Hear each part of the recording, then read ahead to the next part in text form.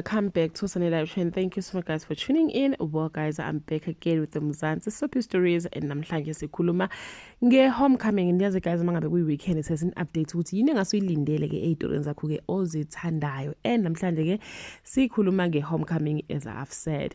Well guys, niyazi guys ukuthi ke kunalesa simo sikazethu ofuna ukushada after ke efelwe ke indoda. So kuleli viki guys uzethu ke cha Nkosi yami uzolungisa yonke into, but ke uzokwenzeka something very bad. Ingubo yakhe ke will be ruined by upende, but ke mangabe ucheck ama-teasers kuyavela ukuthi ke uzoqhubeka umshado kazethu, kodwa mangabe sibe lapha phambi kwamfundisi bathi uShobane uzosho ukuthi cha I do, ngiyakuthatha zethu ube unkosikazi wami ebuhleni nasebini size sahlukanisa ukufa. Kodwa mase kuyi-10 kazethu ingqondo izobuya ukuthi hayibogela uyagowa kahle kahle, ziningi izinto obhekene nazo. Umshado can never be a solution to your current problems. So bathi ke guys uzethu ke ngeke azakwazi ukwaphimisela amagama ukuthi nami ke Shobane ngiyakuthatha ube umnyeni wami sesihlukanisa ukufa, but ke uzobaleka ke ashike umshado ke uone.